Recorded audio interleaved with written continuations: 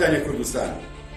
خۆشەویستانم ئەزیزانم، ئەم فترەیە لە ماڵەوە بمێنینەوە شتێکی چاک و بەرز و پیرۆزە بۆ هەموو لایەکمان. باواز لە سەیران بێنین، باواز لە سەیر و سەمای خۆمان بێنین لە سەیرانەکان. تکا ئەکەم ماڵەکانمان بۆ هەمانمانە. بە ئەم فترەیە خزمێن و برابرا نەمێنێ. ئەمە دەردێکە و خوا هێناوێتی. ئینشاءڵڵا پشتیوان بەخوای گەورەم دەردەست دەڕێتەوە.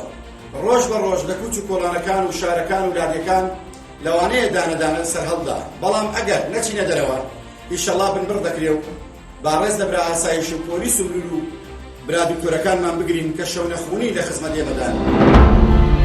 سلام و ڕێز، دژنەوەیان نەورۆزێ پیرۆز بن، لە مال بمێنن و پابەندی بریارن حکوومەتە هەرێما کوردستانê bin dako hûn xwe biparêzin ji korona, dema bû hûn xwe diparêzin û li welat jî diparêzin.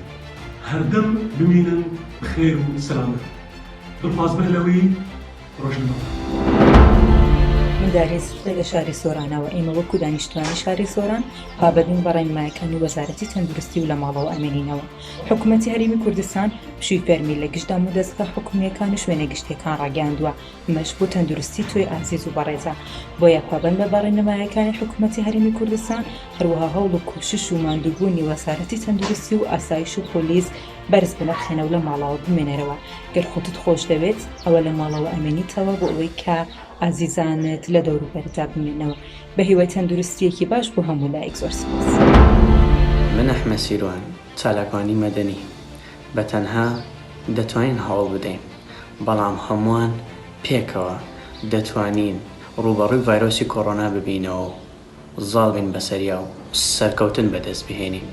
بۆیە هەمووان لە ماڵی خۆمان دەمێنینەوە بۆ ئەوەی خۆمان و خێزانمان کوردستانی خۆشەویستمان بپارێزین لەو ڤایرۆسە. بۆیە داواکارم هەمووان ڕەچاوی ڕێکایەرە یاسایی و تەندروستەکانی حکوومەتی هەرێمی کوردستان و وزارەتی تەندروستی بکەین بۆ ئەوەی هەمووان بە سەلامەتی بمێنینەوە. پابەندین سەر دەکەین بە هیوای سەلامەتی بۆ هەمووان.